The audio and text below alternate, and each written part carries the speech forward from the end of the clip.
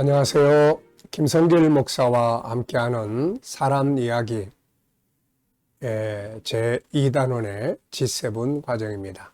전 시간에 이어서 이 시간에는 제14-5회가 되겠습니다. 자, 14장에서는 우리의 자존감을 높이기 위한 과정들을 말씀드리고 있는데요. 총 7단계의 이야기를 나누고 있습니다. 첫 번째는 의지를 가져야 한다. 두 번째는 하나님과 하나 되어야 한다. 그리고 세 번째는 감춰진 나를 밖으로 끌어내라. 내 안에 있는 참나, 하나님을 닮은 참나가 밖으로 나와서 활동하도록 해라. 그러면 자존감이 엄청 높아지게 되죠. 왜냐하면 원래 인간은 굉장히 존귀한 존재로 만들어졌으니까요. 그리고 이제 네 번째는 화해를 해라. 감싸놓고 사는 것보다 이렇게 화해. 그래서 여유를 가진 사람은 화해를 잘합니다. 그런데 뭔가 이렇게 여유가 없이 막 이렇게 뭔가에 억압을 받고 또 열등감이나 또 막 이런 어떤 것들에 눌려서 사는 사람들은 화해가 잘 안 돼요, 이게. 그래서 화해를 이루는 것이 아주 중요하다는 거 말씀드렸고요. 자, 이 시간 다섯 번째로 자신의 성공을 절대적으로 확신하라. 자신의 성공. 이거는 물질적 성공만을 말하는 것이 아니고 인생, 삶에 대한 성공을 말하는 겁니다, 이게.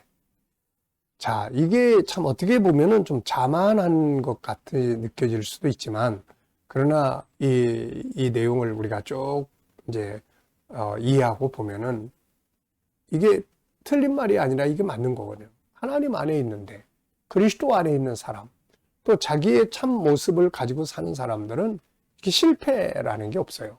인생 자체가 뭐 물질적인 거, 어떤 순간적인 거, 어떤 사건에 대해서 이게 잘 되고 잘 안 되고 이런 거는 있을 수 있지만 인생 전체를 실패하거나 이럴 수 없는 거거든요, 이게. 왜냐하면 이게 잘하게끔 만들어져 있으니까요, 이게.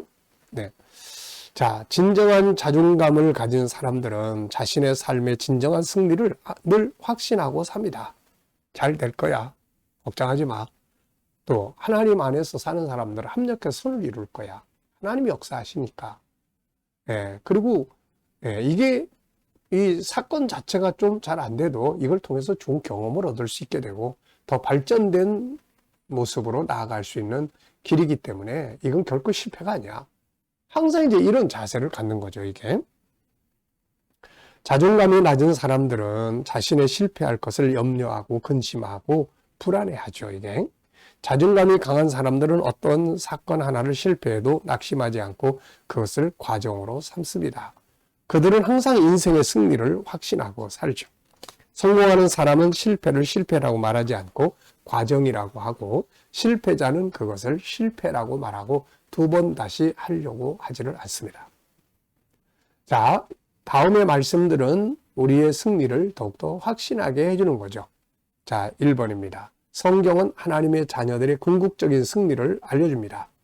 자, 요한계시록 7장 9절로 17절은 하나님의 자녀들의 승리의 영광을 보여주는 내용이에요.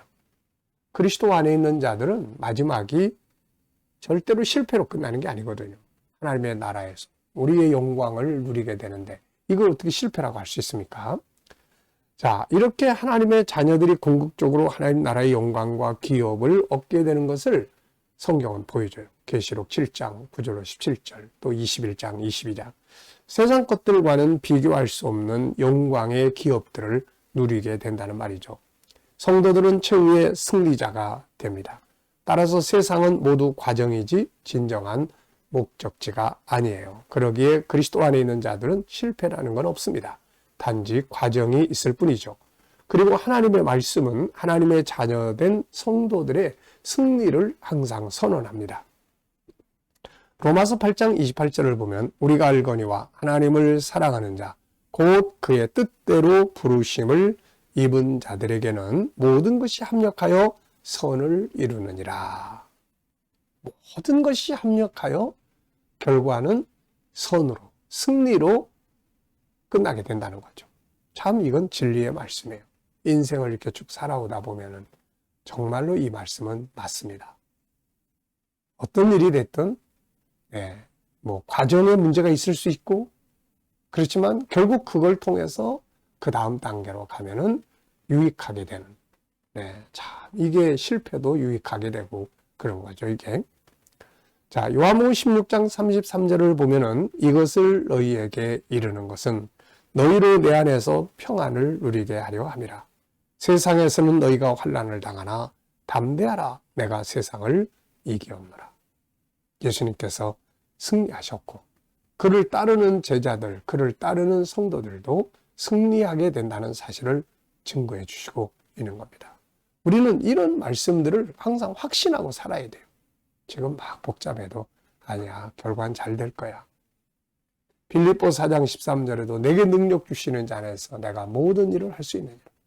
뭐 로마서 8장 35절로 37절에도 우리가 세상에서 뭐 환난을 당하고 핍박을 당하고 뭐 이런저런 일들을 당하지만은 결국 나를 사랑하시는 분 안에서 내가 넉넉히 이기리로다. 결국은 다 승리를 이야기를 해요. 그래서 우리가 성경의 그 인물들을 보면은 뭐 과정은 힘들고 어려운 일들이 있지만 그러나 마지막에 가보면은 다 승리해요. 뭐 야곱 빈손으로 삼촌 집에 망명을 갔지만은 나중에 돌아올 때는 가정을 이루고 자식들을 낳고 그리고 아주 두 때나 이루는 거부가 돼서 집으로 돌아갑니다. 뭐 형제들에게 미움을 받아서 팔려갔던 이 요셉, 남의 나라의 노예로 팔려간 이 요셉도 결국 마지막은 어떻습니까? 애굽의 총리가 되고 결국 성공자가 되어서 아버지 또 그 가족들을 다 이렇게 애굽으로 내려오게 해서 그들을 부양한 이런 역사들을 우리가 볼 수가 있습니다. 처음에는 뭔가 좀 문제가 있는 것 같고 막 과정에서는 문제가 있는 것 같은데 나중에 가면은 다 이게 합력해서 유익하게 되는 거예요. 자, 그리고 이제 자기 안에 있는 능력을 인정하고 승리를 확신해야 돼요. 우리는 하나님이 우리와 함께 하시기 때문에 승리할 수 있고 우리가 하나님을 닮은 존재이기 때문에 승리할 수 있는 거예요. 창세기 1장 27절 28절은 우리의 인생에 이미 승리의 역사를 말씀하고 있어요. 우리가 하나님의 형상을 가지고 태어났다는 것은 하나님을 닮은 존재라는 거예요. 이걸 가지고 1장 28절에 있는 것처럼 세상을 다스리게 하신 겁니다. 그러니까 어떤 어려운 문제가 와도 우리가 항상 생각해야 될 건 이것은 나를 망하게 하려고 온 게 아니고 내가 다스릴 수 있는 하나님이 나로 하여금 다스리라고 주신 하나님의 선물이다. 항상 우리 그렇게 생각을 해야 돼요. 그래서 이걸 잘 극복해 나가면은 합력해서 유익하게 된다. 자, 우리 성도들은 그래서 항상 하나님 안에서 내가 하나님을 닮은 존재이기 때문에 나의 승리를 확신하고 외치고 살아가야 된다는 것이죠. 그래서 자신의 성공을 절대적으로 확신하고 살아가고 그러다 보면 이 승리를 자꾸 경험하게 돼요. 이게 우리가 인생을 살면서 자꾸 승리를 경험을 하게 되면은 이런 것들이 자존감을 더 크게 키워주고 높여주게 되는 거죠. 다윗이 골리앗 앞에 섰을 때도 역시 그 다윗의 그 승리의 경험들, 양을 칠 때 뭐 이리, 사자, 곰 이런 것들이 와서 양을 물어가려고 그러면 거기서 물맷돌 던져서 그것들을 사냥하고 쫓아내고 했던 그런 경험들, 이 승리의 경험들이거든요. 이 경험이 결국 골리앗 앞에서도 자신감을 만들어준 거예요. 그래서 우리가 이런 합력해서 유익하게 되는 승리의 확신을 갖고 또 내 안에 하나님을 닮은 하나님의 형상은 세상을 다스리라고 만들어 놓은 거예요. 이런 확신을 다 가지고 살면은 자신감 그리고 담대함, 이 자존감이 높아지게 되는 겁니다. 자, 이 시간은 여기까지 하고 마치겠습니다. 감사합니다.